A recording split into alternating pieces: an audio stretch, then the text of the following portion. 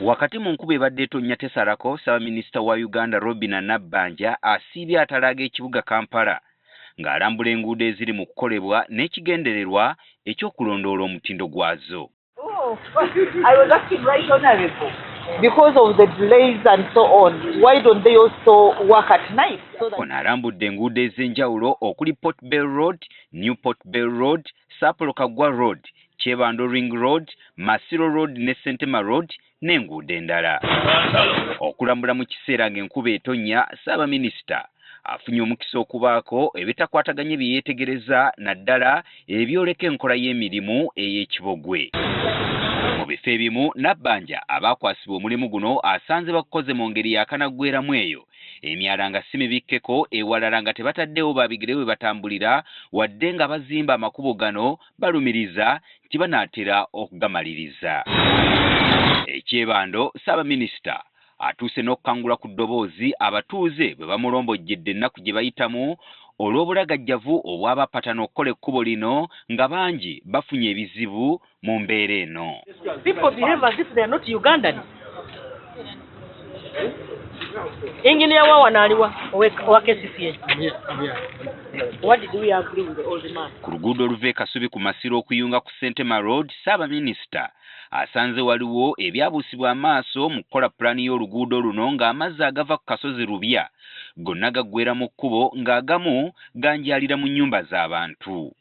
Amazzi ennyumba yange egenda kufa amazzi natwala dde okwemulugunya ekiwandiiko kino maama okiraba natuuka mu ofiisi ya ne bateekako n'ekitambo agava erubya tegatyamira wali ewange olujja ate kesise mbunaana mbu lwaki sirukola kati naalukola ntya bano bayinginiya kime mwatuleetera abanna tubeere tupeya ate kiba tezifiira bwereere madamu wakajjana emirundi kati guno gwakubiri nerengere ekkubo bwe lifaanana nze sikuwandeese nayereese ekisooka tuze kulambula mulimu guno Katonda byakola enkuba nekola etonnya bagamba bw'oba oyagala kumanya ensiisirayo nti etonnya lina enkuba ekola kati enkuba etonnya bano bagamba bali kumpi kumaliriza ne tugamba katuke tulaba omulimu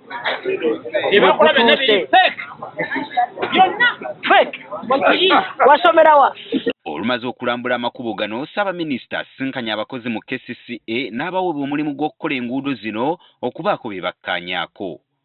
Wano Ssaabaminisita tabadde na bigambo biwoomu eri bayinginiya ba KCCA bagambye nti balemereddwa okukola omulimu gwabwe.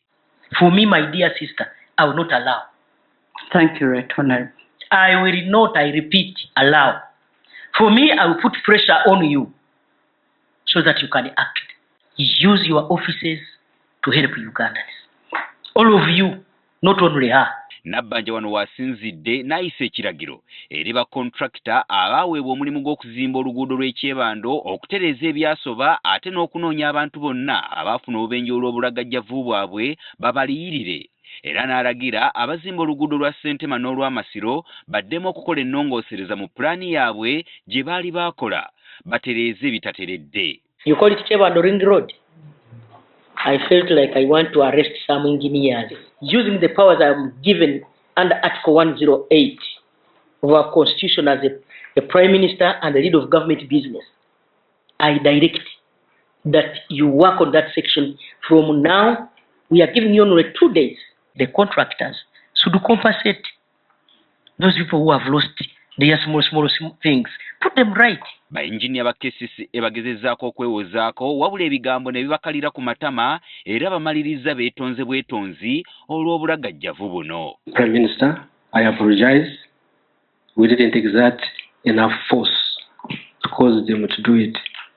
But the error I had already identified. My apologies.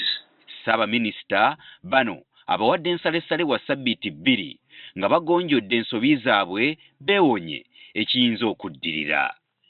Gerald Damulira agafeeyo ku Spark TV.